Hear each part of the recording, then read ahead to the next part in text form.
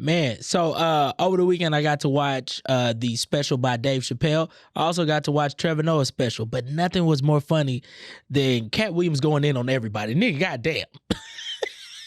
This nigga went in on everybody. Nigga, how you start off the episode talking about you a fat phase online? Nigga, what? You don't say that to a grown man. A nigga tell me that, we got to box immediately. I knew this interview was finna be crazy as soon as the nigga said, I was the first person that Harvey Weinstein wanted to suck dick on. Nigga, what? That's how he started off. Well, actually, it was me who Diddy tried to have a freak off with before Cassie. I knew it was going left after that, nigga. So those of y'all who ain't seen, go watch the Katt Wiliams interview with Shannon Sharpe on YouTube, nigga. I ain't never seen some shit more entertaining. Get your popcorn ready, nigga. Katt Wiliams is fake. Oh my God. But where's my madness? Hey, yo, this is the I Might Get Cancelled podcast. My name is Kenise. How y'all doing? I'm fine. And this is a safe space to talk your shit. Actually, to be loud and wrong, okay? And if you watching this deep down, you a habitual line stepper. And we gonna cross that line together. Because we crossing lines like what? Immigrants. And so is Katt Wiliams. Because nigga, okay? This is a POV from an NIG who don't give a F-U-C-K. Neither does Katt Wiliams, okay? So here's what we're gonna do. Fuck with me. You all crossing guards. We're going to have some fun. Let's get to it. So today we talking about Katt Wiliams and how he was interviewed by Shannon Sharpe on Club Shay talking shit. This nigga said a lot of things. Some things was true, but a lot of things were also lies. This nigga, but look, we gonna decide today. Your opinion. So we doing the KattFax, okay? We got to fact check them. The KattFax. Was it facts or was it cap? That's what we doing today, all right? So, you know what I'm saying? Let's talk about it. Let's motherfucking talk about it. First of all, like, I ain't even gonna lie, man.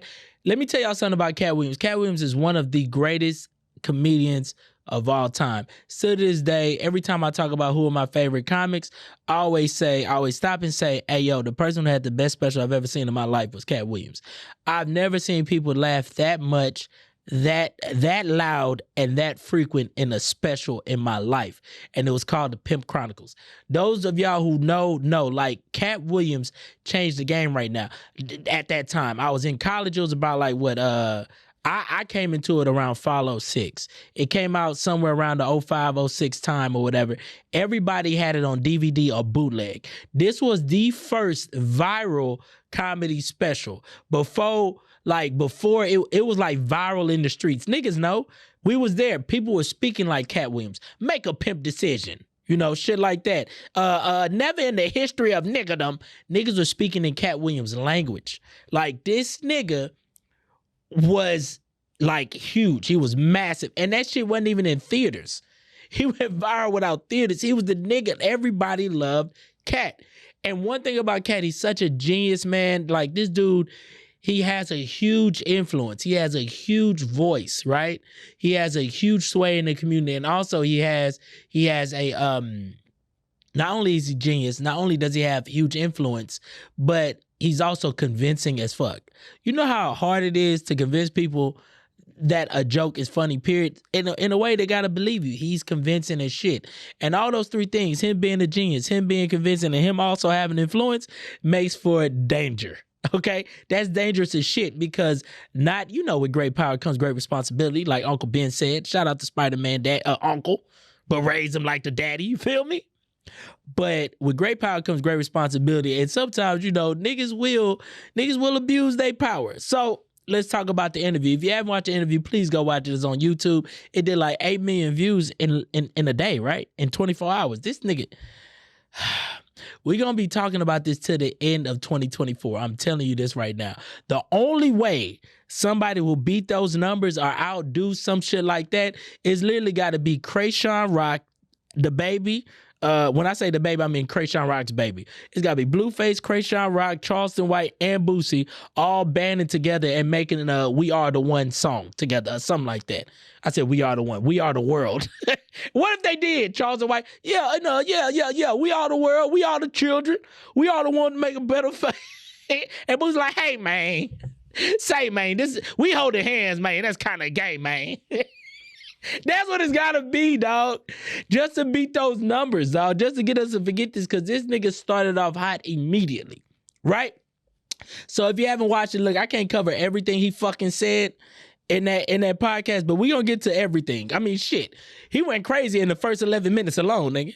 He threw so many slugs. But let's get to it, right? Let's get to it. Starting with the Money Mike thing, right?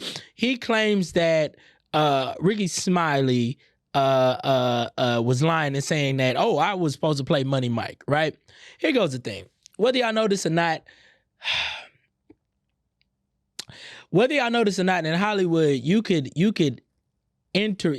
audition for a lot of things, right? You could even be told you got the part or whatnot. And then guess what? A week before or even month before or even the day before, they could be like, hey, we're going a different way. That's just how the fuck it works. People know, like, I got the part for something we recorded. I even got paid. But the scare was that as soon as it gets greenlit, the studio is going to probably be like, you know what? We're going to replace you with Jay Farrell. Like, that could happen at any given time. So that's just how it is, especially when it comes to pilots and stuff like that. If y'all don't know this shit, go look at the original cast of Girlfriends. One of the girls on that show was supposed to be white. It happens a lot. Hell, go look up what was that television show with Archie Bunker, Family Ties or whatever? They changed the cast 4 times before they picked the right one. They recorded the pilot 4 fucking times. I think it was called Family Ties with Archie Bunker. They recorded that motherfucker. All in the Family. I said Family Ties. That was the one that did. Long story. But yes, All in the Family. They recorded that pilot. No. It was called All in the Family. Yep, it was called All in the Family. And literally, he recorded the pilot to that episode 4 different. You could look it up. Different casts the whole time. You know what I'm saying? And that's what happens in Hollywood a lot, man. They gotta test it, they gotta see what works. So he might have been given a part. Here goes a crazier part. Nobody went back and checked Ricky Smiley's interview when he spoke about it. He was basically saying he auditioned, you know, he got the part. And then after that, they said, hey, yo, we want you to play the Santa instead. And he was like, all right. And he recorded his stuff in 4 days because he just did the Santa. They was only there on set for 4 days and that was it. You feel what I'm saying? So, and all this time, you know, Katt Wiliams probably not have known that he was one of the people because he says he was auditioned 201. Let me tell you something about auditions. 201 sounds like more than a 1-day shoot, my nigga. You get what I'm saying? Like, yo, bro, like true story, it don't matter. They did a casting call for the next, I don't know if y'all remember when they needed a new Verizon guy because the Verizon nigga switched to be the spokesperson of Sprint or something like that. And they needed somebody to be the new Verizon guy, if I'm not mistaken. So I was like, oh, okay, shit, I could come in there, you know what I'm saying, do my thing, it's nothing. I got there, it was 30 niggas in front of me or whatever, and that was in Austin, Texas, right? And that was their second day doing auditions. And they had a third day they was doing, but they also did auditions in LA and in New York. The shit just happens, bro. Like, so it's like to say that, you know, he got it or whatever the case is, he might have got a call back and probably thought it, or maybe he actually was told he got the part and they just went a different way when they saw Katt Wiliams come in there and they like, nah, he does it right. This nigga knows what he's doing. That could just be the thing. So, you know, I'm gonna say when he said that or whatever, when he was like, you let that nigga just come in here and say, yo, Katt, bro, you probably don't know this, but that's Cap, bro. We gonna go with Cabinet Cap. We gonna go with Cap. Like the way you told it, the way you told the story and said how he shot your part in 4 days and came, that's not what the nigga said, bro. But so we gonna call Cap on that by technicality. So yeah. But here go the thing, they both probably were just telling the truth to their own point of view. And they both could have been right. But maybe the others did not know about the others. So it just is what it is. Anywho, the next thing he said was, he just said this on the slide. He was like, Ricky Smiley can't act. Let's stop right there. I'm gonna have to call Cap on that. I don't know if y'all are well versed with Ricky Smiley, but that nigga could play hella characters. He does that in his stand-up. He's done that on his television show. He had a television show, the Ricky Smiley television show. He used to do that on his radio show or whatnot. He used to play the granny, the pastor, this, that.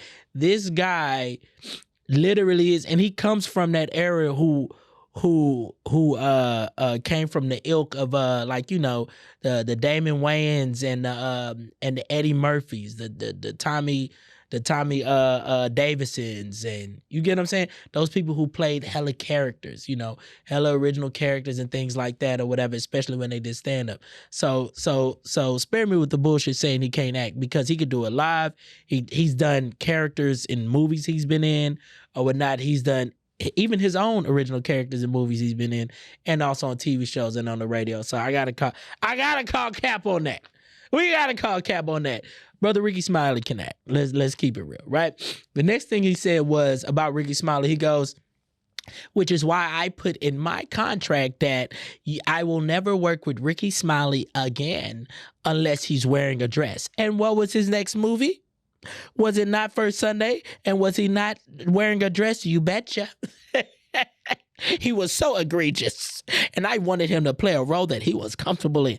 Let's talk about the dress in his contract. That is a fucking lie. There is a lot of diva requests in people's like contracts. For instance, there's an action star, right, that he can never lose, right, without winning at some point in time as an action star, right? I heard that was The Rock. He has like a no-lose clause, and also he can't have something where he's looked down upon because he's an action star. He's protecting his brand and his bag, because, you know, like that's what Rock does. My friend had to explain this to me.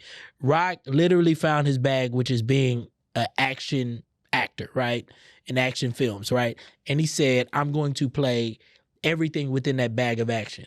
I'm going to do comedy action movies with Kevin Hart. I'm going to do adventure acting movies, Jumanji, with Kevin Hart and Jack Black. I'm also going to do buddy cop action movies. The one he did with Samuel L. Jackson, I think it was called The Others.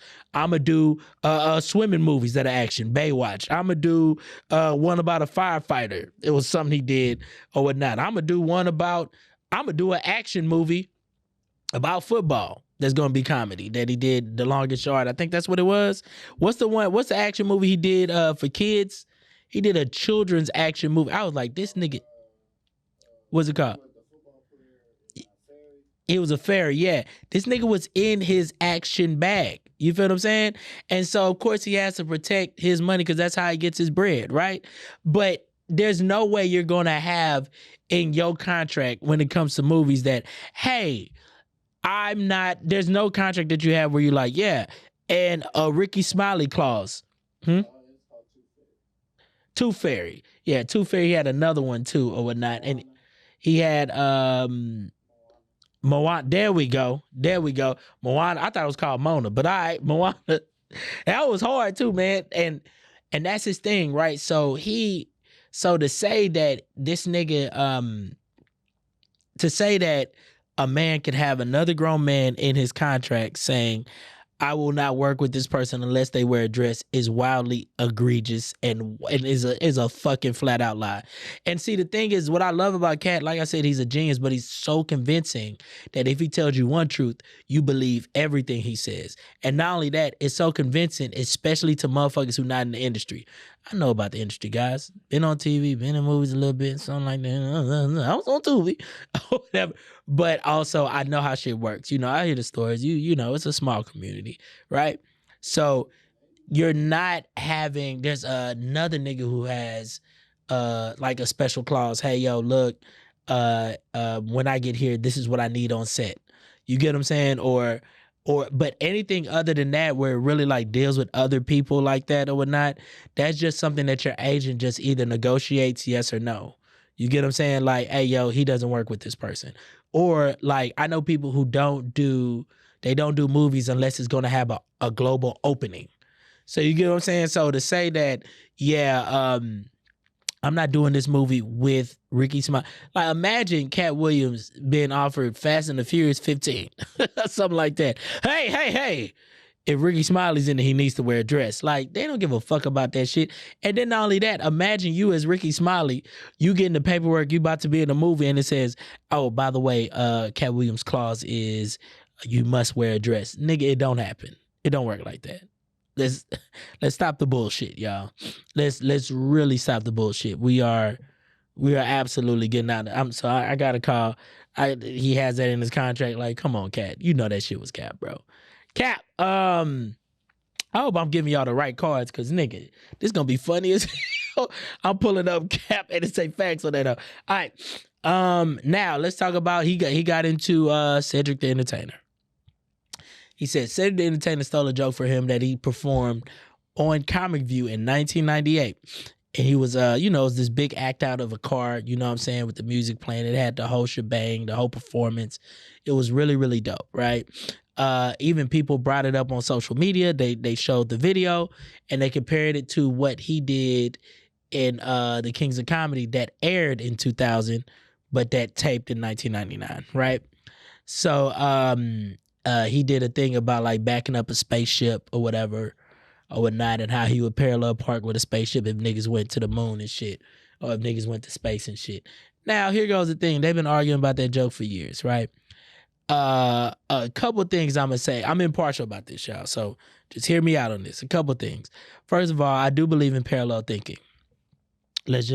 We all share a lot of shared experiences, you know what I'm saying, especially if you're in a similar culture with a person, right?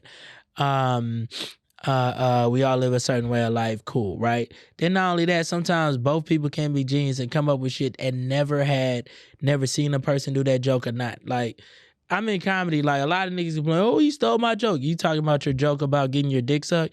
Yeah, but when you get your dick sucked, where she put your mouth on it? Like, nigga, that is not something so crazy, something so, specific that it only belongs to you. Nor was niggas be, you know what I'm saying, saying anything, right? I've seen it all, right? But to say that a nigga stole your joke and that joke is kind of unique.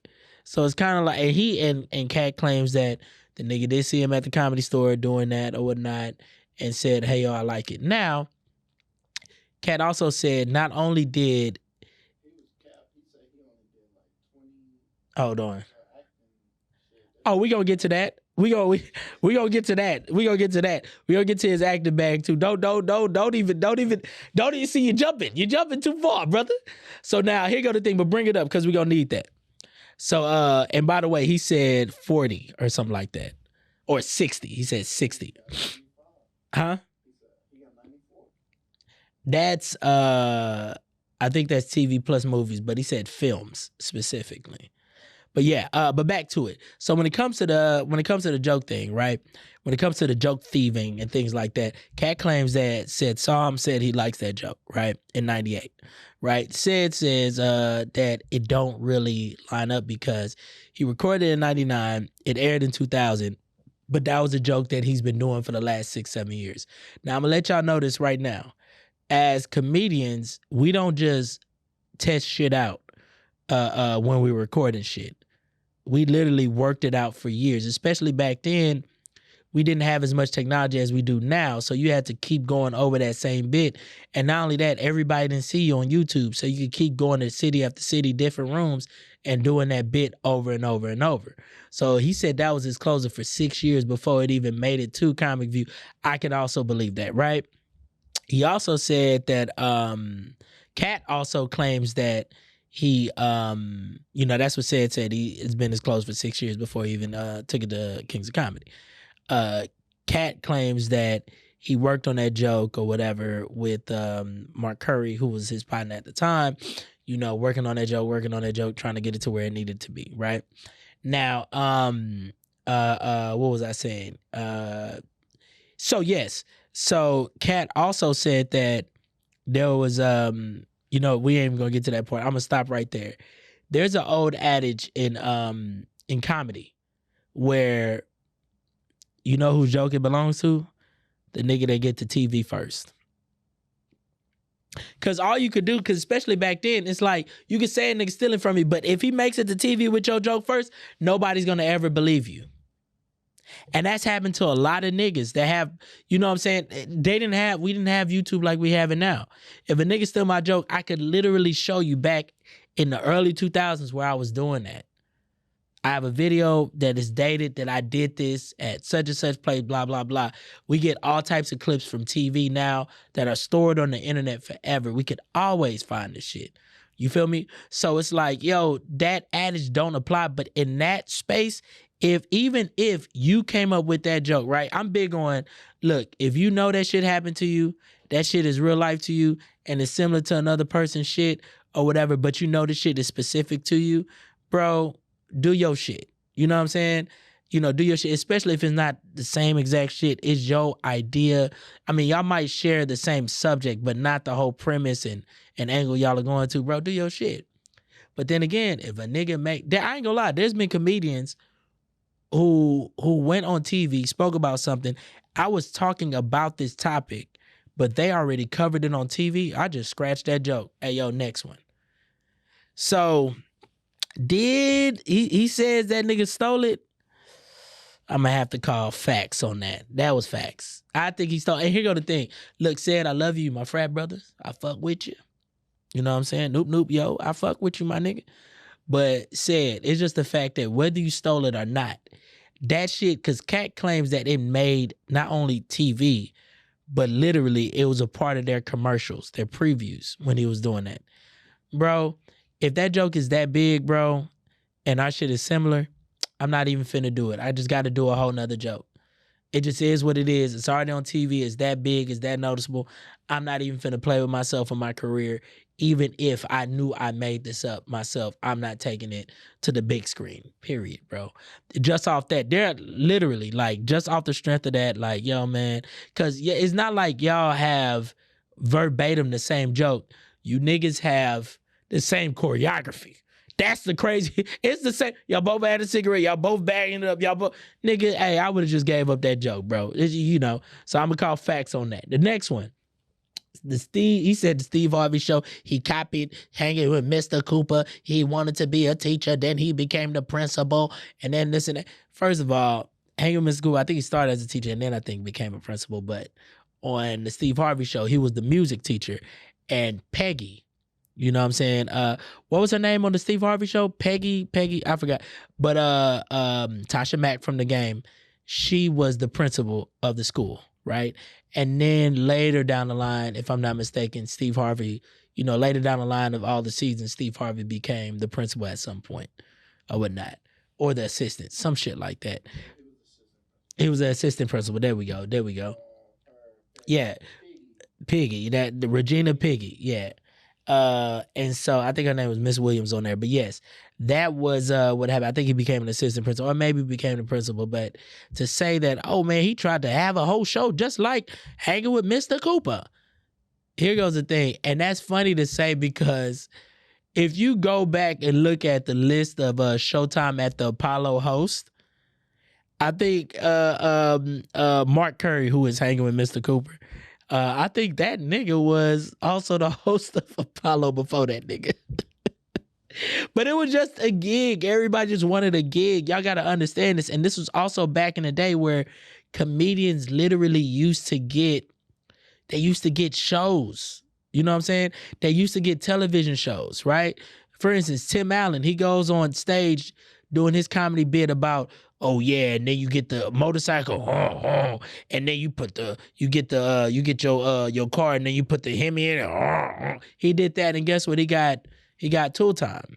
You get what I'm saying? He was Tim the Toolman Taylor, right? And this how much like we've progressed. We got to a point where with black sitcoms, at first they'll just name it whatever, and then they were like, nah, you need to make sure you keep your name. You know what I'm saying? You keep your name because that's what people gonna call you. So that's why on Fresh Prince, his name was Will, right? That's why on the Martin show, his name was Martin. The Steve Harvey show, his name was Steve Hightower. But it still was Steve because, he wanted to be known for that name. Like, that was a thing, especially with comedians too, the Jamie Foxx show, where his name was Jamie, what was the name? Jamie King. I said Water. Jamie King on there. So yeah, so the point I'm making though is that, like, yo, bro, like, if you were good at stand-up comedy back in the Gap, these comedy agents and management, they used to believe in scouting back then. And they used to, the Wayans brothers, same thing. But back in the Gap, like the late 80s especially, but in the 90s, and even to the early 2000s, right? They used to believe in comedians. They used to believe in actually building talent. Like, hey, yo, this is where you're at. We're going to take you to the next level. They believed in that back in the day, right? And so they would scout you, see you, they'd invest into you. Hey, yo, you need to stay in these classes, these acting classes, or hey, yo, we need to come up with something to write. Can you write something, pitch something? And they would pitch all these ideas. So to say that, oh man, he stole it from this, nigga, no, bro. When you a hot comedian and you're known in clubs, they tried to build a whole television show around you. The Ellen DeGeneres show. She used to have a show. Rosie O'Donnell had a talk show. They tried shit with Jay Leno. Mad About You in the 90s, I think it was. Yeah. Mad About You was starring what was his name? The comedian on there. If you were a comedian, hell, Roseanne Barr started Roseanne. That started because Roseanne was in the comedy clubs doing her bit about being white trash. You can look this shit the fuck up. This happens. You know what I'm saying? Like, Damon Wayans got television shows, sketch shows or whatever. Damon Wayans, I'm sorry. Even Damon Wayans too. But Keenan Ivory Wayans got it because he started off with stand-up. They saw you was good at that and it was like, hey, yo, let's put this motherfucker on TV. He's hilarious. People will watch this shit. You get what I'm saying? Like, this is what was going on. So to say he copied, you went and got a show just like this nigga. He wants, like, hey, Cap. Now, when you said that nigga said he had the whole America believing that he had the whole America believing that he had the best hairline, and all of a sudden we found out that it was a man unit. Dog, hey, I ain't gonna lie to you. That was some real ass shit. And here's why I've been saying this shit for years, bro. I've been saying this shit for years, dog. I said, I don't care what nobody says. I have never. If I ever post this as a snippet on social media, I'm gonna find the tweet where I said it years ago, right? Where I was like, I knew Steve Harvey was wearing a toupee this whole time or whatnot. I said this back in like 2007, maybe 16 or 15, but I used to always say I knew this nigga Steve Harvey was wearing a toupee because I ain't never seen a nigga go from a high flat top low key fro. I never seen a nigga go from a fro to bald like that. It never happens. There's always some balding that happens first. There's always a transition. Kobe went from fro Kobe to low fade Kobe and then bald Kobe. You get what I'm saying? Nobody goes literally from a fro to just bald overnight. It don't happen. Nigga, we woke up one day and his fro was on his mustache. Am I lying, bro? He was just bald head out of nowhere. There was you can't look up no transitional period where he was balding. He always had on a man unit. And I told y'all they been had man weaves since the 80s. Look at Michael Jackson. Y'all think that nigga just had baby hair when he just went white? Like, nigga, come on, bro. Nigga, that wasn't his fucking hair, bro. Come on. He wore lace fronts. This nigga had a whole motherfucking a bob cut like bitches. He had a bob. You know what I'm saying? And this nigga was, I'm talking about silk press, everything crazy, but that wasn't his nigga hair. I'm just keeping it real with you. And so I'm saying all of that. I'm saying he had the best lace front in the game. But I'm saying all that. And number 2 was Steve Harvey. So was that true, he said? Absolutely. Steve Harvey wearing a man unit? Absolute facts. Absolute facts, nigga. Now, as far as... Now, the next thing he said, why... What did Katt Wiliams say about why Steve Harvey ain't no movie star? He said some shit like, I didn't want to be a movie star. No, that's because they make 30,000 scripts in Hollywood. 30,000 scripts a year, and none of them asking for no country bumpkin nigga that can't speak, that look like Mr. Potato Head or whatever. You have to have range. That's a fucking lie. And let me tell y'all why. See, it sounds good to people who not in the industry. I'm telling you what the fuck going on.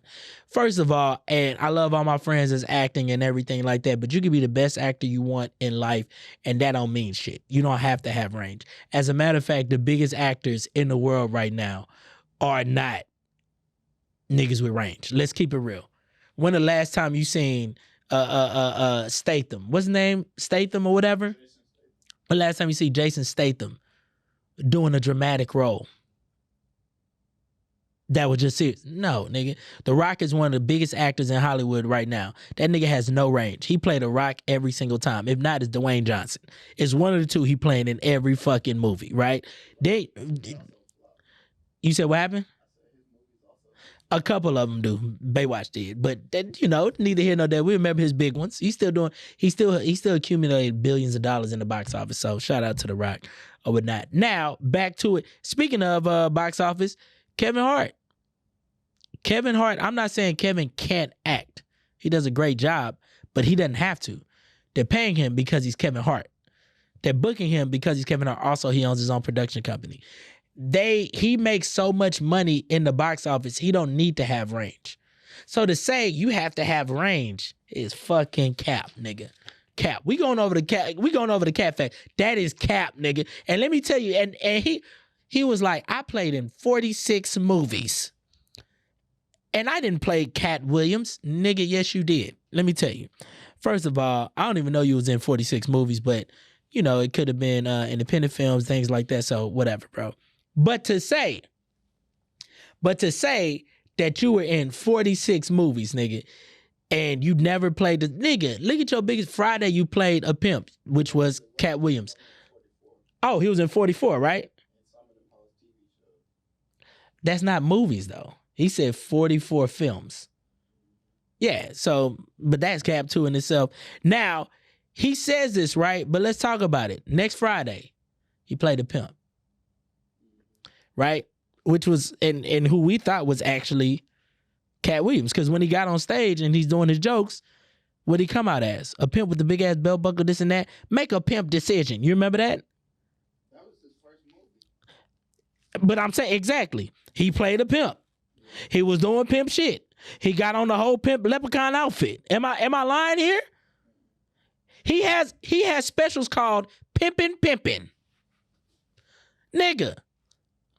He talks about doing pimp when you got a bitch, this and that. Nigga, what you talking about, bro? Your whole style was wear the small fedora hat, you know what I'm saying, and come out in a mink coat. Did he not do that in Pimp Chronicles? And America's what was it? America's Most Wanted, whatever the fuck it was called. All I'm saying. Exactly. Now here goes the thing, right? So it's cap on the movies he had, right? And he played a pimp in Next Friday. He also played a pimp in a pimp in what's that movie? Norbit. Y'all know he was in Norbit? He played a side pimp. An extracurricular ass pimp. Matter of fact, do y'all remember the Boondocks? He played a pimp named Slickback. Nigga, you want to talk about range, Katt Wiliams?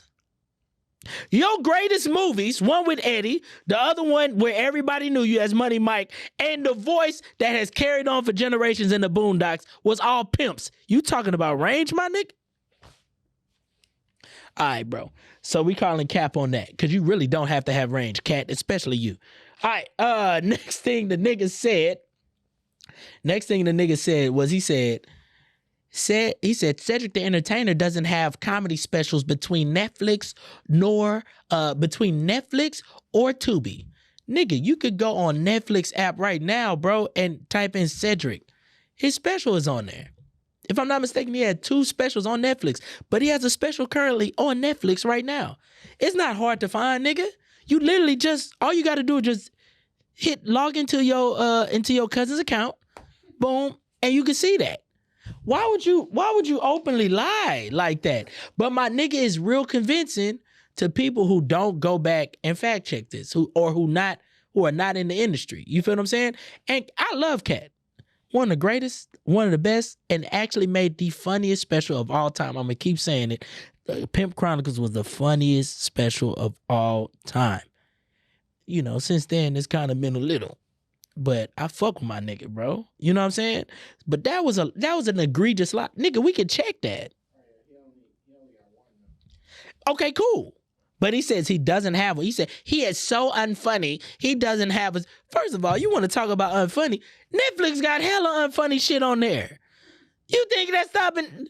Said is and talking about Said ain't no movie star. Look, let me tell you something about how the game goes. When you get really big, they start throwing TV shows at you, and they start... But I ain't gonna lie to you, he's had so many on Netflix. It's probably just not on there now. Katt Williams got he's had a hella Netflix specials and also hella specials on Netflix, whether they rewash him in or not or whatever. I ain't gonna do that to Katt. Katt got hella specials. Katt got hella specials on there. So, but for him to only have 2 on there right now and said has 1, nigga, that don't mean it's like what we doing, brother? So, as a matter of fact, I ain't even checked Tubi. Can you check Tubi and see how many Cedric got on there? Just check. See if Cedric or Katt got some on there. Now, here go the thing too, man. It's like when he said that whole thing with the specials, bro, in a way it was like, okay, that was just nigga, there's no way you could just get away with that lie. You feel what I'm saying? And, you know, my nigga said some shit, right? He said some shit. He said anybody who tells you different is who? Neither have anything else to. Oh, okay, cool. But Katt Williams said he only got 1 up.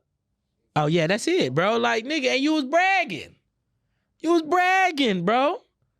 So, but yeah, Katt Williams said something. He said a couple things that I'm like, yo, this was real. He said a nigga is a fat Faison lie. If you believe that, you a fat Faison lie. First of all, nigga, that's hilarious. I don't know. A nigga say that to you, gotta box it. You gotta shoot the nigga. I don't give a fuck what you say. Nigga, you a fat Faison lie. Nigga, for the rest of 2024, that's all I'm calling people. I don't give a fuck if you skinny, bitch. You a fat Faison lie. Fuck out my face. Fat Faison ass bitch. Like, I'm gonna start saying that to folk. Fat Faison lying ass bitch. Like, nigga, you gotta box this nigga. This nigga just made your ass the poster child of liars, fat or not. God damn, how you fat shame a nigga and lie shame a nigga? Nigga. But yes, that was facts. I don't know, because it just seems so real. So we're going to go with facts on that. Shout out to Katt on that. Now, my nigga, he also said some real ass shit. I'm already put the fact sign up. He said winners aren't allowed to allow losers to rewrite history. My nigga, that was the really facts, nigga. That was the realest shit I ever heard, bro. That was the realest shit I ever heard, bro. Facts, bro. You not supposed to let them niggas rewrite history, bro. You right. You right. Now, and also, I'm going to say this to you, know what I'm saying? This is just for, you know what I'm saying, the people on the come up and shit. This is why you have to have your own platform. This is why this is why it's illegal for a creative to be obscure in their industry. Because if you are, you don't get to control your own narrative. You feel what I'm saying? Somebody could tell some shit about you and say whether it's a lie or the truth, and you have no comeback. That's the reason why social media is so great. I be telling people, get your own podcast, get your own following, get whatever the fuck you got to do. Make them videos, do that, because you could push your narrative. You feel what I'm saying? There were people in the 90s that wish they had shit like this. And I'm not even just talking about creators. I'm talking about regular folk. When the shit happened with Bill Clinton and what's her girl named Monica Lewinsky, when she ain't had, that probably wasn't even the only intern he did that with. You feel me? That probably wasn't even the only intern he did that with, but none of them had Barbara Walters' number. None of them could just speak their piece. Everybody just believed who was the only person on TV saying it. So it had to be true. And that's why you need your own platform, because you want to be able to say your truth if need be, bro. Straight up, bro. So yes, dog, because anybody can say anything about you. And that's what Katt came to this interview to do. He got his lick back. He created a couple narratives and he got people to believe him. Not only was that a good interview, but it was great PR. If he ever does another tour in the next month or so, whatever, it's going to be packed. But he was already selling tickets before that. But this is what you want somebody to do. Not how he was. The nigga cooked everybody. But you want somebody to build up that much interest about you in order for you, you know what I'm saying, to go on the road and sell tickets and things like that. Now, he started off the thing, he said, look, I'm not here to sell nothing. I just came here to, you know, right some wrongs and to say my truth, you know what I'm saying, and call out the liars. I fuck with that. He got his lick back and he did what he was supposed to do. Now, he also said he could run a 4.3 or faster. at the age of 70,000 years old. Nigga, stop lying. That was motherfucking, that was new era cap right there, nigga. That was 7 3/8 right there. Y'all remember the fitted hats? Yeah, okay, never mind. That was cap, nigga.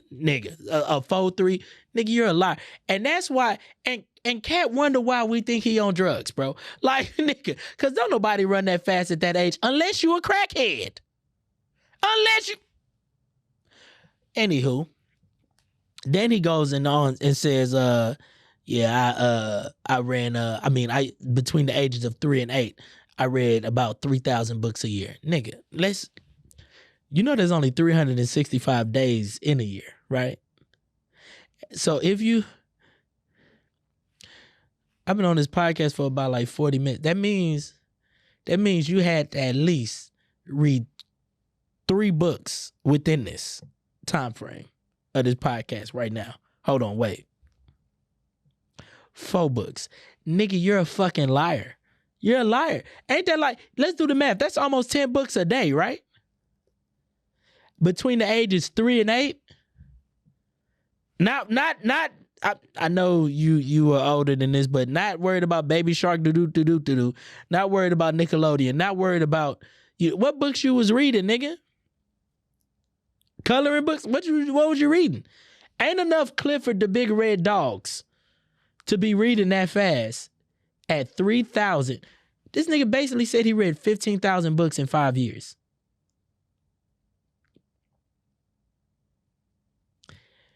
There's a person in the Guinness Book of Records for reading books, for reading fast, and they're not close to 3,000 books a year, bro, at their pace. Nigga, you're a liar.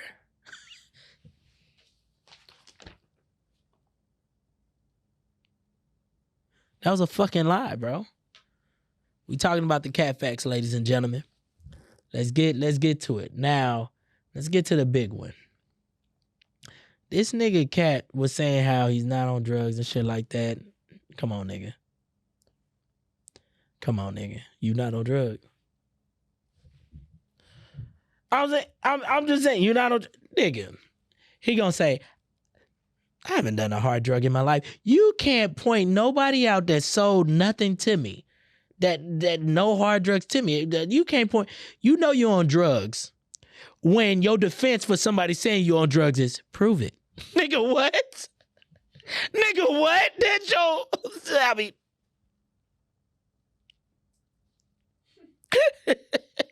That's it. Hey, man, you stole from me. Show me on video. How is that your defense? How is that your defense, bro? Nigga, prove it, nigga. Let's talk about it, dog. Let's talk about it. Bro, you say you're not on drugs. Cool. You say you're not on drugs, but you do a lot of drugs shit.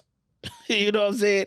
You do a lot of shit that is kind of, some drug-ish type shit. Like, first of all, you fought at a Benny Siegel concert. You out your goddamn mind, you fighting at a Benny Siegel concert. Y'all seen the video? Go on YouTube. You can look it up. Type in Katt Wiliams and Benny Siegel. It's going to show him, literally, click on the first video. It's going to show him doing push-ups on stage while Benny Siegel is performing. Even though what we do is wrong. And he's sitting up there doing this, right? He takes off his chain and I think his watch or something, right? And then he looks at the nigga and jumps on somebody in his entourage. And they beat the fuck out of that nigga. Why would he think somebody was coming to say, they stomped on this nigga? You're on drugs, bro. Matter of fact, and then literally, I know this to be true because I've been making content on social media when Instagram was 15 seconds. So I've been in the game almost 10 years of just content making alone, right? And I made news reports about everything. I literally made 2 in a week about Katt Wiliams because the Beanie Siegel thing happened, and then literally right after that, he fought a 7th grader. And then gonna get on stage talking about, yeah, he was 17. Nigga, no, he wasn't. That kid was in middle school, nigga. That kid was in middle school. You fought a 7th grader. That same, like, literally the next week, you fought a 7th grader, bro. And then after that, what happened? You fought a 7th grader, nigga, and that nigga beat the fuck out of you in front of his friends. And it's all over You can't even say, well, prove it. Nigga, he whooped your ass in front of everybody. And every single time he punched somebody first and then got his ass whooped. You on drugs? What are you fighting a kid for? After you fight at a Benny Siegel concert, what is you doing? The nigga was like, you know what? After the Benny Siegel ass whooped me, he said, you know what? I'm gonna start picking on niggas my own size. And then got whooped by a nigga your own size. Like my nigga. And so it's like, yo, bro, you not beating the drug allegations with this one, my nigga. This was drug shit, bro. And then, as a matter of fact, you could go look up Katt Wiliams fight compilation. He has a 5-minute fight compilation on YouTube. Every single one of them things look a little crackheadish. You feel me? I ain't gonna lie. He also said this that sounded like a lot of drugs was happening. He said when he was like 12 or 13, in this same interview, he said when he was 12 or 13, he was in Ohio, like Cleveland or Dayton, Ohio, Cincinnati, I think, or whatever, right? He said he left his house and he grabbed him and his pit bull puppy, and he was at a truck stop, and he said, hey, yo, which one of y'all, where y'all going? And one dude said he was going to Miami, Florida, and he just hopped in the back of his car and went to Florida with this nigga, and he was homeless out there in Miami, Florida and shit like that. This is what this nigga is saying. You hopped in the truck at 13. You hitchhiked at 13. That don't sound like drug shit to you? Nigga, you were human trafficked. You were human trafficked at will. You a victim. CSI. You a victim, my nigga. You were human trafficked as a child by your wishes. You on drugs. What is that? That sounds like drugs, my nigga. Like, you know what? I'm just saying, bro, like, by choice, it was like, yeah, let me get in this car and just live nowhere. Like, nigga, you on drugs, cat. Now, and not only that, where is the biggest cocaine capital of the United States? Miami fucking Florida, bro. Nigga, it is right there, bro. They bring it in from Cuba right over there. Nigga, they chop it up. It's pure over there. Nigga, it sound like you was trying to get to the Jordans. You was trying to camp out in line before everybody for the new J's that's about to drop. Oh, you know the new cocaine about to drop. And you took your pit bull puppy. Nigga, I'll leave here with this. This nigga says, he always says how people always say, saying that he on drugs, he on coke, he on crack, he on this. I've never been, he keeps saying, I've never done any hard drugs. But Katt Wiliams, I also remember when you said this, and I think it was in Pimp Chronicles, you said, quote, if people been calling you a crackhead for 20 years, then guess what? You a crackhead. Now, Katt, were you lying about that? My name is Kanisha and I might get canceled. Psych, nigga. Nigga, this is the extended episode. Nigga, you know what I'm saying? I just finished watching the rest of the second half of that motherfucking long-ass interview that he did that was 4 days long. So, nigga, we finna talk about the rest of this shit. Y'all thought it was over? Nigga, this still the KattFax. Welcome to I Might Get Canceled. It's your boy, Kanisha, and you already know, and we gonna keep this shit rolling. Welcome all my niggas who was, crossing guards, and the nigga who are visual line steppers. We gonna cross that line together, because guess what? We cross the lines like, what? Immigrants, nigga, line. Let's get back to this shit. Katt Wiliams and this fucking interview has exploded. People have responded. This is the interview of the year. There's nobody that's gonna beat this shit. It's over 20 million views in less than 3 days. Like, it's crazy. That shit might get up to 100 million views by the end of the month, bro. So this shit has hella impact, and that's why we motherfucking here. So yes, welcome back. This is the extended version. This almost didn't make it here, but we're gonna talk about some real shit because there was more topics we forgot, and we gotta address this shit. Number one, he said in his thing, he said, every person that works for the devil has one job, is to act like it didn't happen. It's to act like they don't work for the devil. To act like they don't have a deal with the devil. I mean, Katt, in that case, nigga, if he would have asked you, if Shannon Sharpe would have asked you, hey, yo, Katt, you work for the devil? What you gonna say? No, I have no dealings, don't want nothing. But you're making it look like it didn't happen. Like nigga, like, that's contradictory, because it's like, nigga, you can say that about anybody now. You get what I'm saying? So how's that a fact where everybody's gonna be like, nigga, no, I don't work for the devil. So everybody work with the Illuminati, including you, Kat? Because you can't do nothing but deny it. Nigga, like, stop it. The fuck? And so that's why I don't get it. That's cap. I'm sorry, Katt Wiliams. That's cap on that one, bro. Next thing, he said he was talking about how Harvey Weinstein wanted to suck my dick first.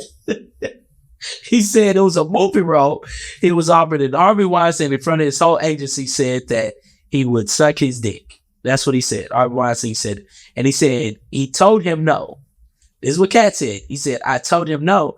And then when I get to set for the shooting of the movie, I see 2 other black dudes, and I'm like, well, how did y'all get here? Why couldn't it be the same way you got here?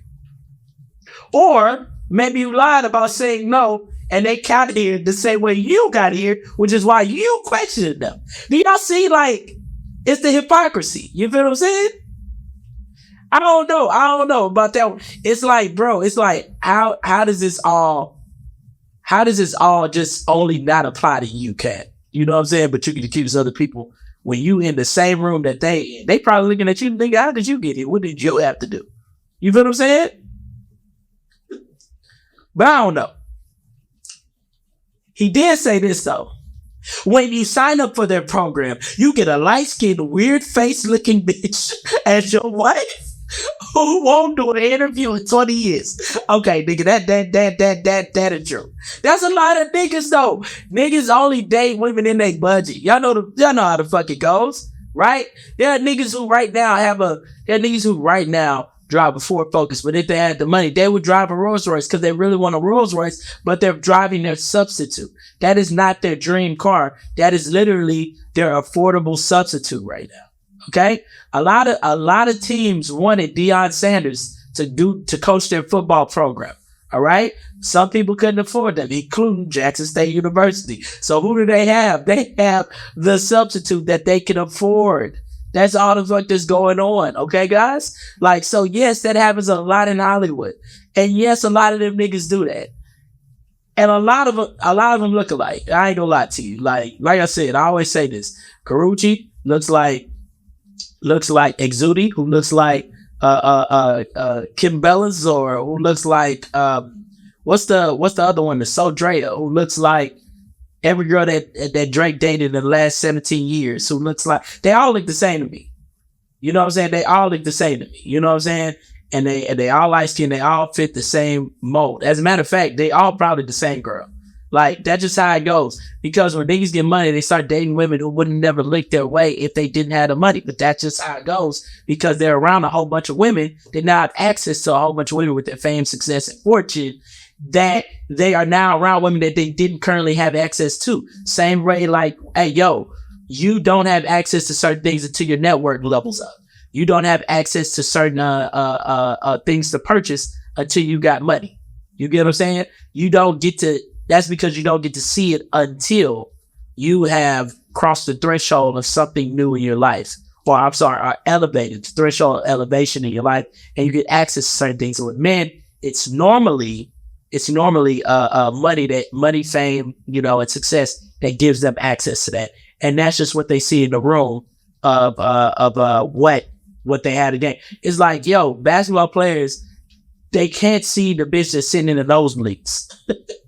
They see the chicks that's, that's close, front row, the 100 level seats, shit like that. That's who they see. You get what I'm saying?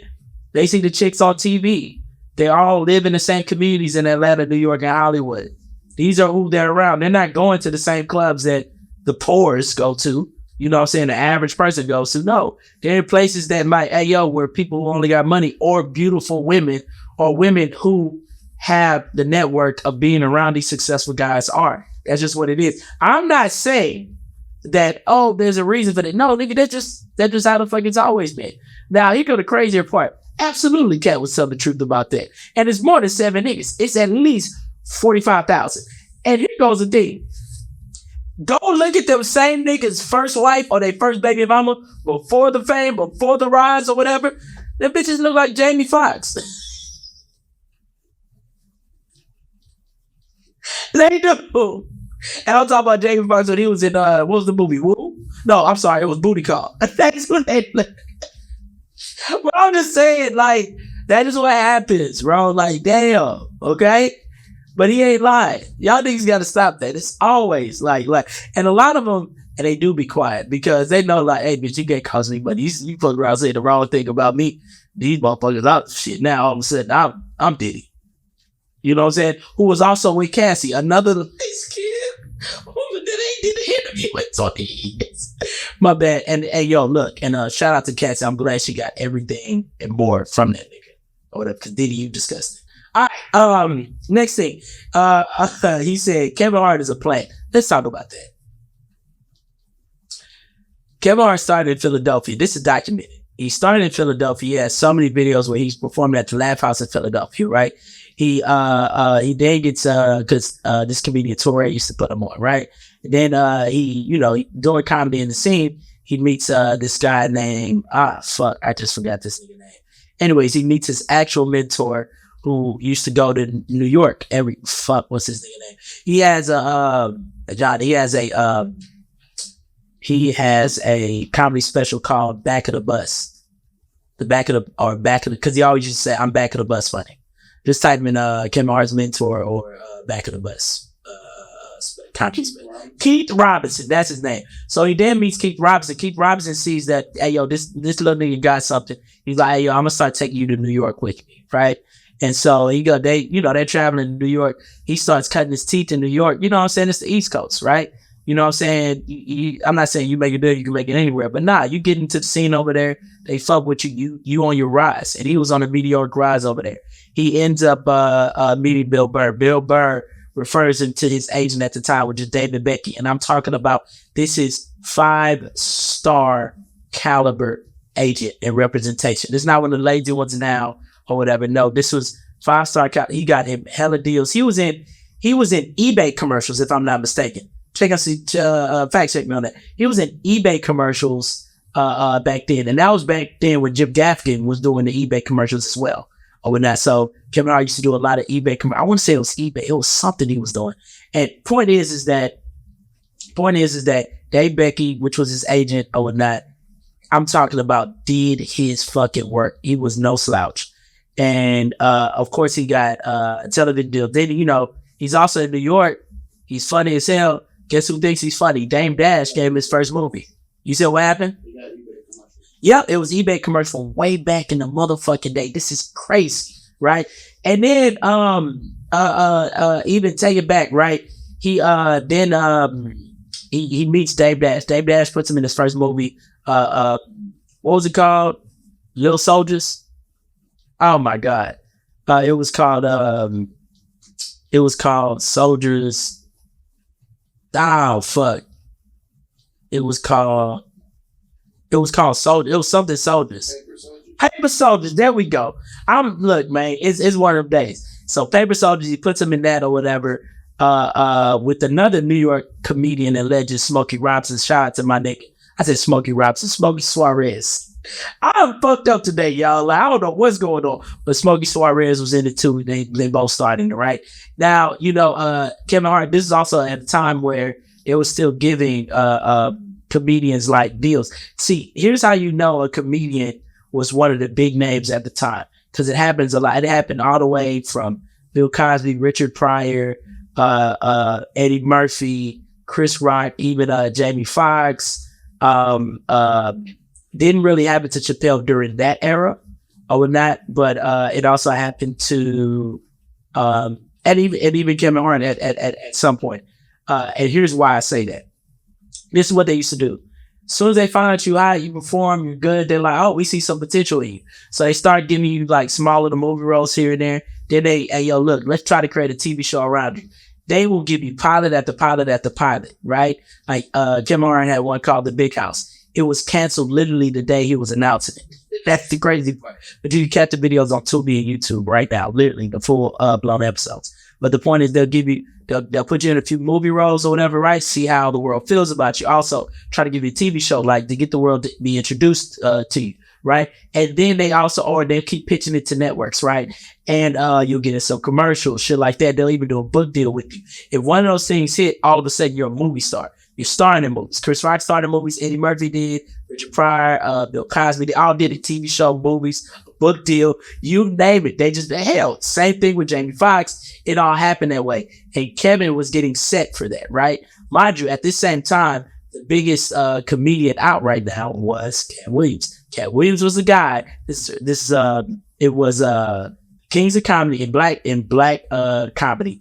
It was the Kings of Comedy early 2000s, right? And they had that meteoric rise. After that, now 3 of them already had television shows, right? Everyone except Bernie Mac. Bernie Mac ends up getting his a little after that, right? Bernie Mac they all had their own television shows. Sid and Steve shared one together.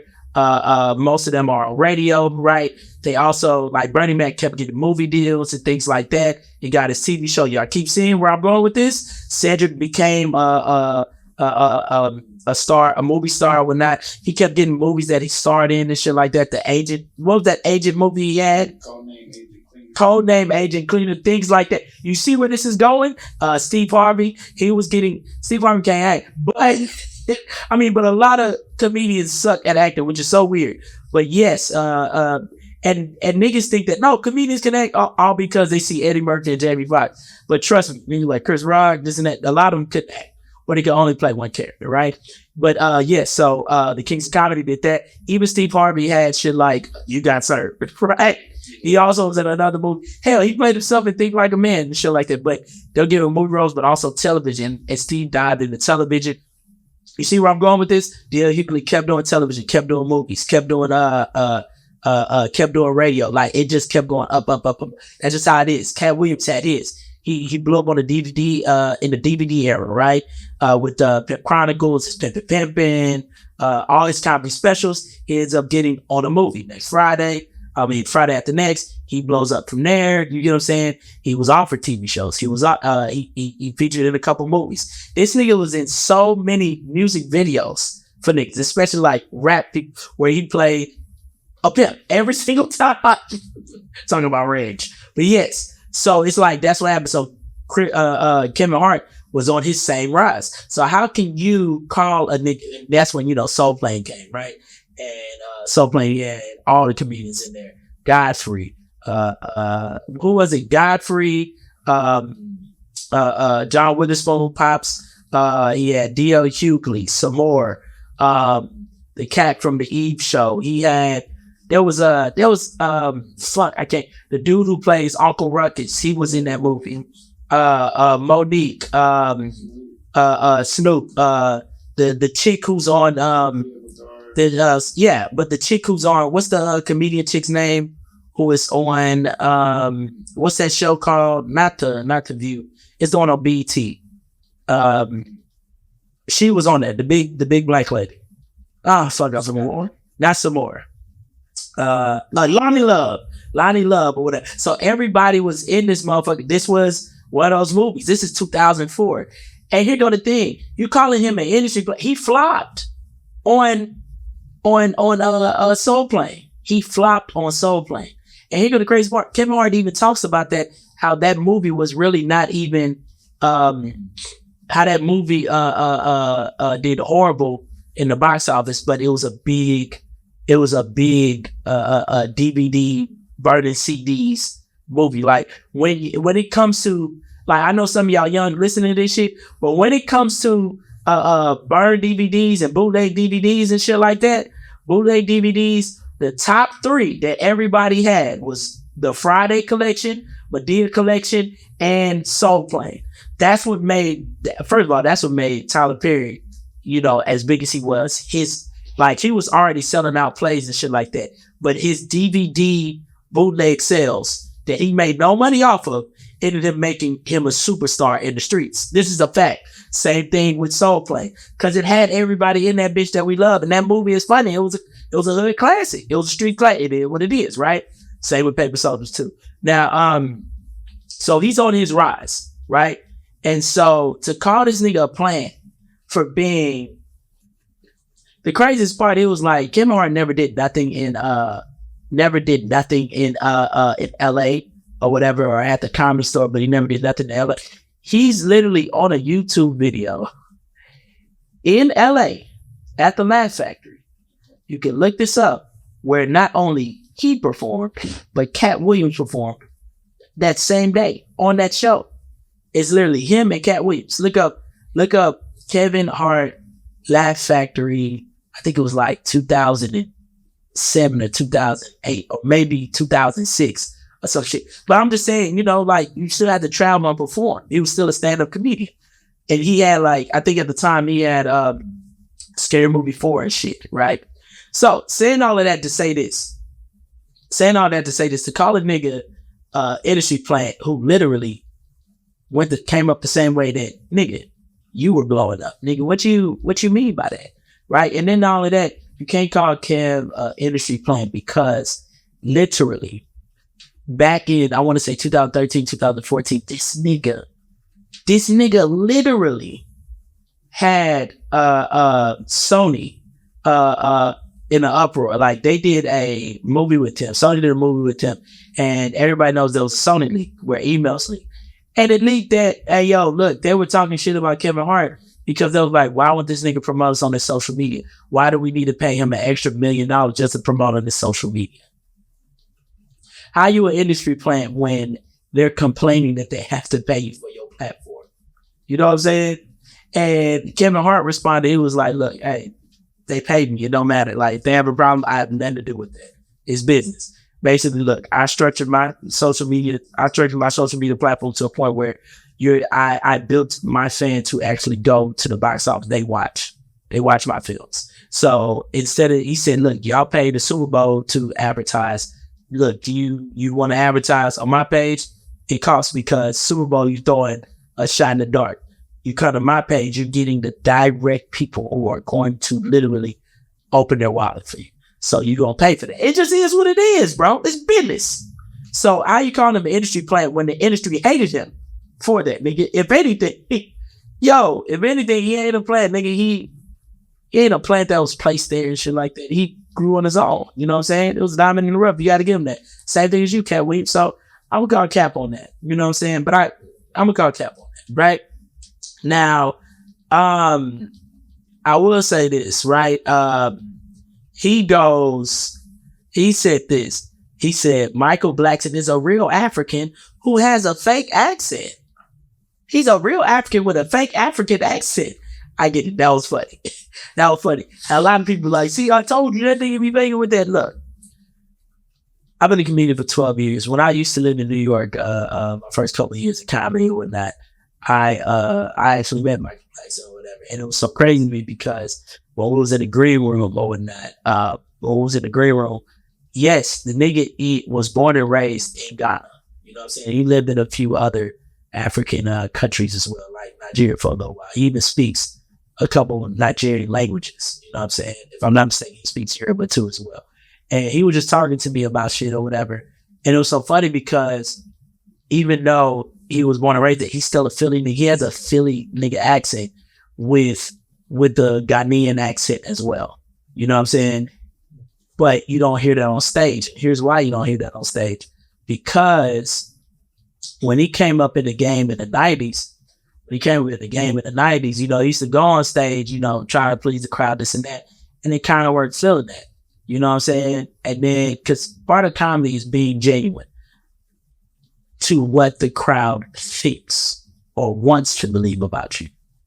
So you could be yourself, which is fine, right? Or you could be an amplified version of yourself, which is fine.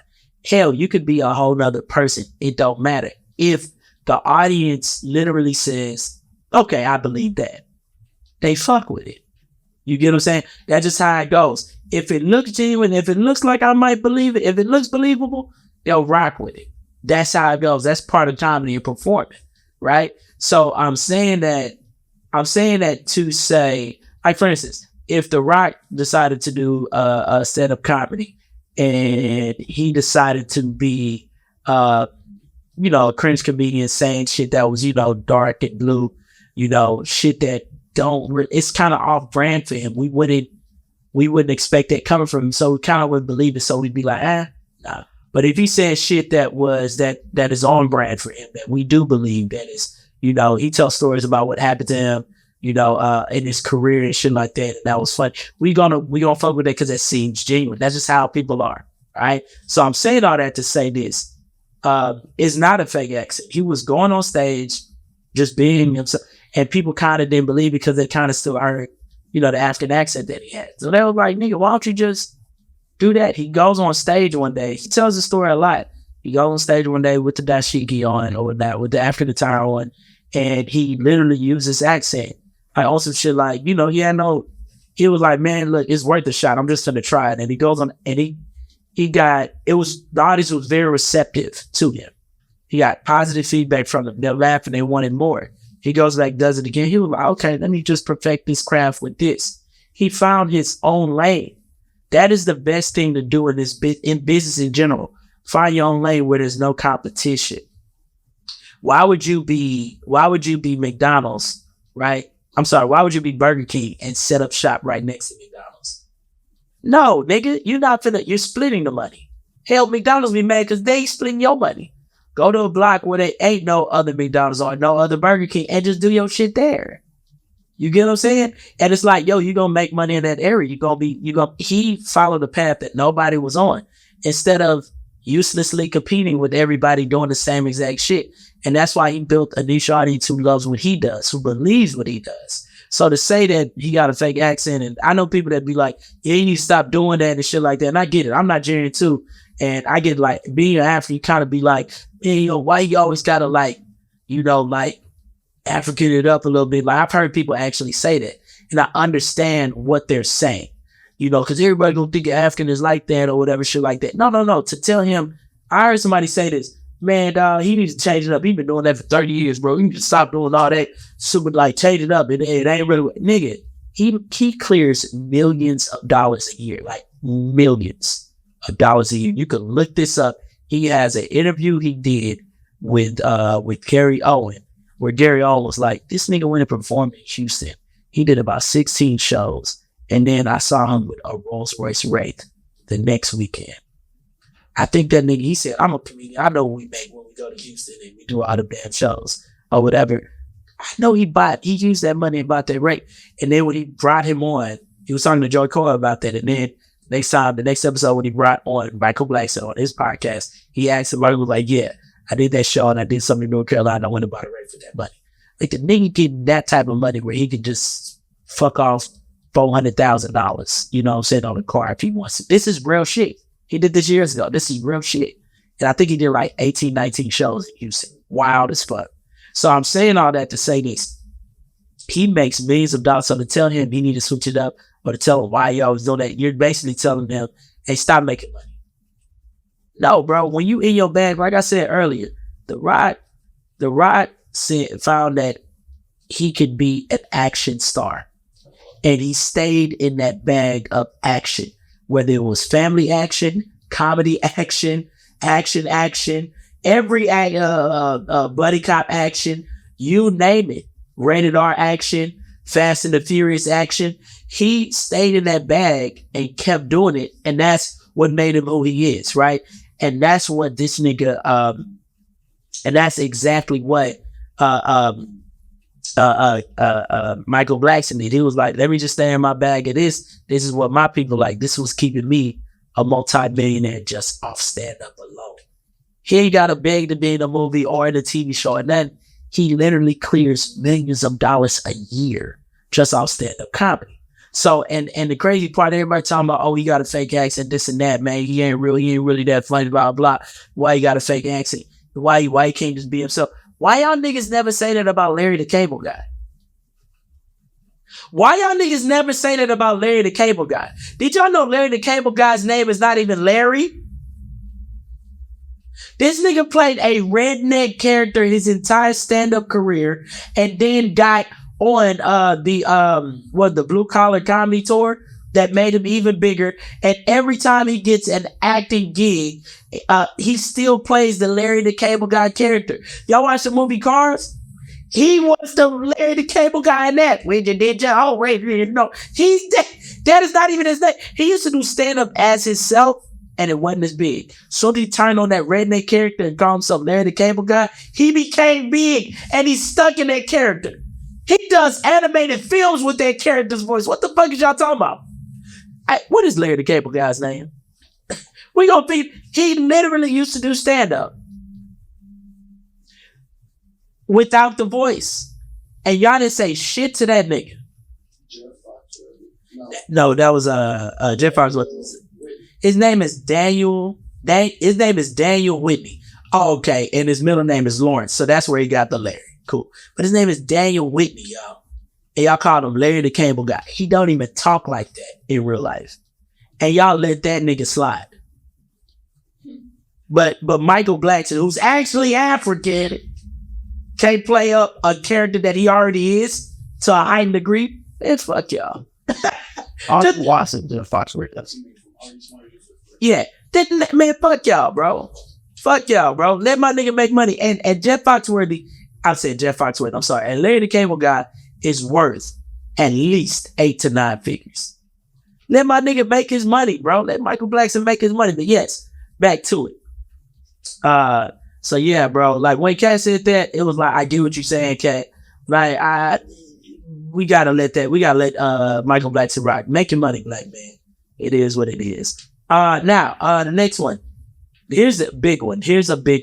He goes, don't nobody have no stories of me doing nobody dirty. I've taken 46 comedians on tour with me. Nobody has no stories of me doing anybody dirty, this and that or whatever, or mistreating anybody.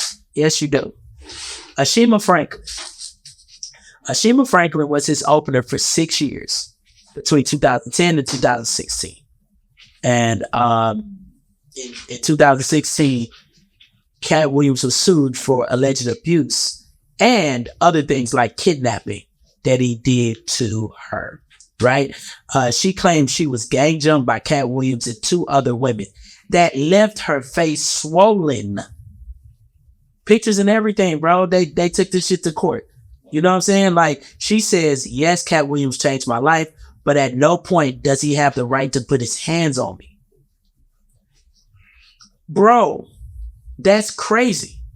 And again, if niggas be lying, why not sue these people for defamation? Okay? Now, reportedly, Katt Wiliams ended up paying her some money. She sued for $3 million over that. Because at first she only wanted the wages she was owed, when he got fired and shit like that or whatever. But, it got a little bigger, and then, they had to sue for this stand, it put his hands on that shit like that. Now, Katt did pay some money. I guess they settled out in court. One thing everybody always says about Katt, between me and you, just me being in the industry, I'm letting y'all know this shit. They always say Katt gonna pay. That's one thing Katt gonna pay. Whether he throws the money at you, throws it on the floor, or actually hands it to you nicely, Katt always gonna pay. Yes. Ain't nobody say Katt ain't never paid them. Real shit. And if he does forget that he was supposed to pay you or whatever, he will put a little interest on it. He'll sprinkle some love on it. Everybody says that about Katt. Including her.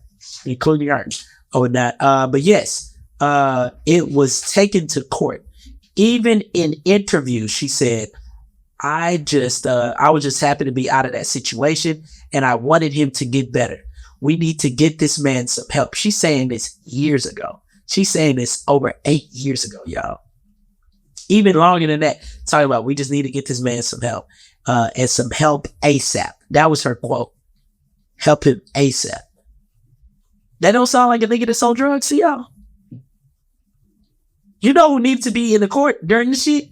Judge Joe Mathis, because he knows somebody a crackhead. I know you smoke crack, Katt. Like, it needs to be. Like, I ain't gonna lie to you. You know what I'm saying? Like, Katt keeps saying he's not on drugs. I really think he is, y'all. Like, yo, Katt keeps saying, nobody has a story of me being on drugs. So nobody saw me being on drugs. I'm like, he act like there's no such thing as functioning drug addicts. You know what I'm saying? Like, we never seen, like, there's not functioning crackheads every day, nigga. Just because we ain't seen you do it don't mean you don't do it. You get what I'm saying? Just because we ain't seen you doing it don't mean you don't do it. For instance, we all saw the New Edition movie, right? Everybody was shocked that Ricky Bell was doing cocaine. Nobody knew that nigga was on cocaine. He literally put it in the story because, he wanted to tell his truth. Everybody was shocked. They was like, he on cocaine. Not Ronnie, Bobby, Ricky on white. Like, that's literally what they said. We were shocked. And And here we are. Katt thinks just because nobody's seen it that he don't do it. Like, nigga, Katt Wiliams, you are a tittyless Amanda Bynes. You know what I'm saying? You are a Lindsay Lohan with a perm and on some sherm. Like, nigga. Like, we all saw that viral picture of this nigga where he was in shackles at court with a smile. Like, nigga, look that picture up. Like, who is happy to be in jail? Like, you know what I'm saying? Who is that happy in prison cuffs? Like, come on. You know who is? A crackhead. Acting like we don't know any functioning crackheads. There are plenty of functioning crackheads. Look at Chris Brown. I'm just saying. That's fucked up. But nah, like, he be saying some crackhead shit. I looked at older interviews, right, about this nigga. He just be saying shit like, just pulling shit out his ass, bro. And I love Katt. I'm a Katt fan. Like, I told y'all, he had the best special to me ever. Pimp Chronicles. That was the funniest special I've ever seen in my life. That should go in the Hall of Fame of all comedy specials. Not just black, not just men. No. In all of that, you want a special done right. That's the joke you didn't do. That shit was hilarious. And it had the world saying what he was doing. You know what I'm saying? Using his language and shit like that. That was beautiful. He had people on the ruckus and it wasn't even in movie theaters. The last time people were saying, you know, people's jokes that much was The Kings of Comedy, which was in theaters, Raw by Eddie Murphy, which was in theaters, and Laugh at My Pain, which was in theaters. All right.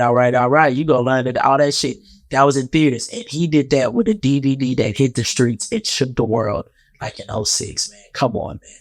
I love Katt, you know what I'm saying? But he do be pulling shit up out his ass, all right? The nigga said he told Michael Jackson to go open up a school in Africa.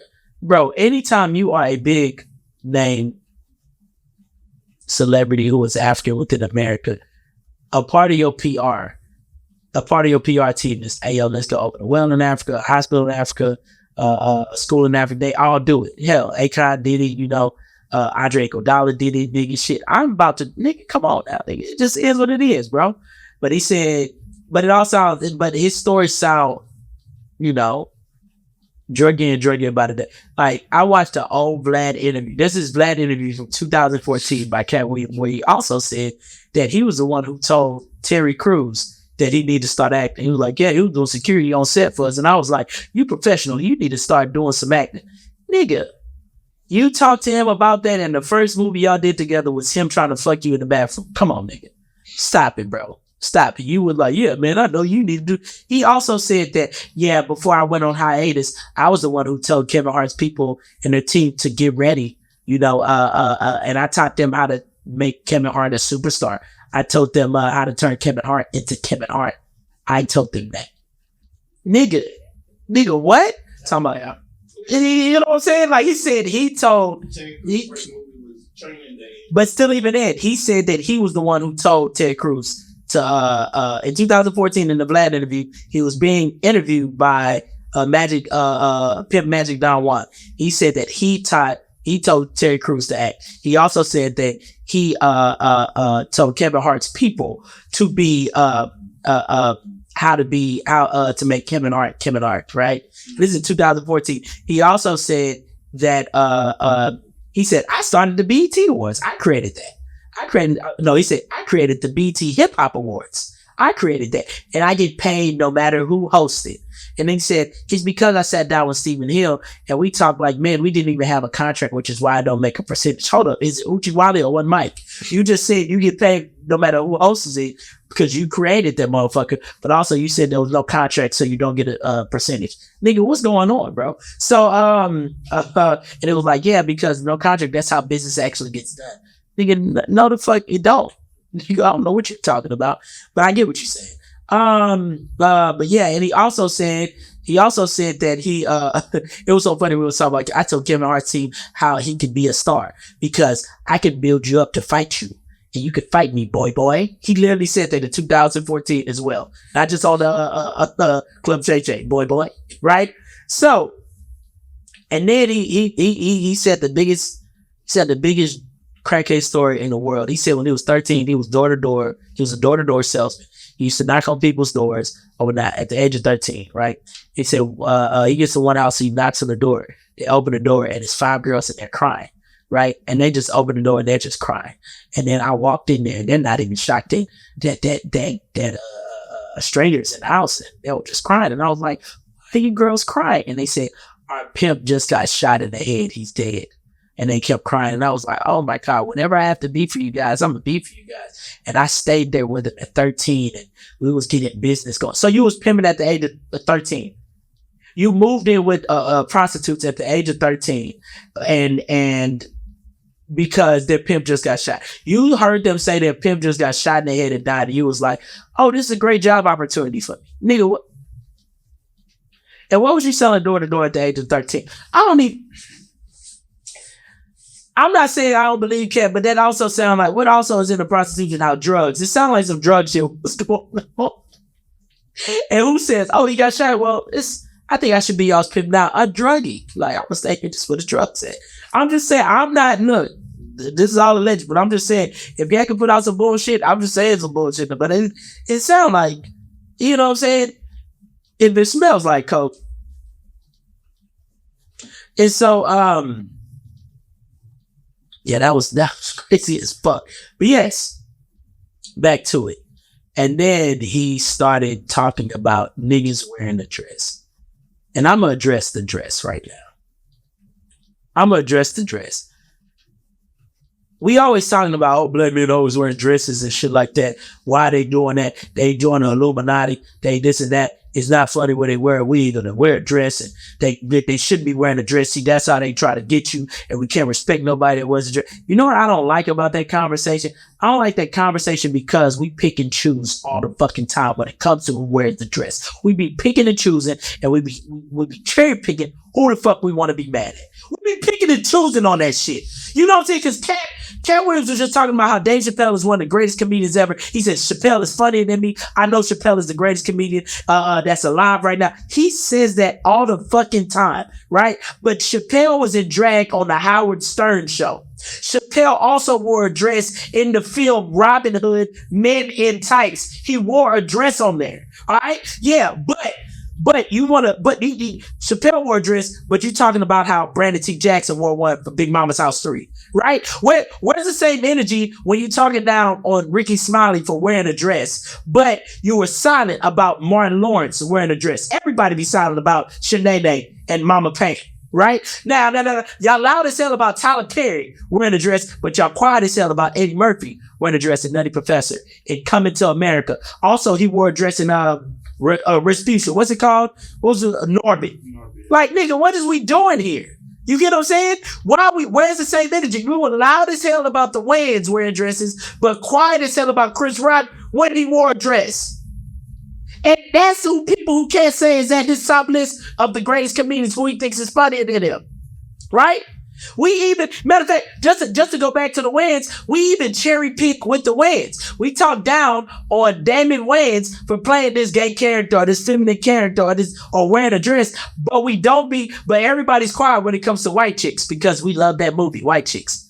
So we cried on Shine and Marlon about that because we love white chicks, right? We begging for a White Chicks 2 sequel. That's what I'm trying to say. It's like, where's the fucking same energy? We loud as hell about Kevin Hart wearing a dress, but where's the same energy when Jamie Foxx played Wanda? Oh, y'all forgot that on Living Color? That was his whole character. That's what blew him up on that show. Nigga, what's he talking about here? We always saying that shit. Why did we say nothing when Wesley Snipes wore a dress? Oh, cause he played? That's what it was? Like we didn't say nothing. Katt reveres Bernie Mac. He says he's the true king of comedy. He reveres Bernie Mac. Bernie Mac, but here's the thing. The black community, we talk down on Lil Murder on what's that show? On what's the show in Mississippi? What's the show?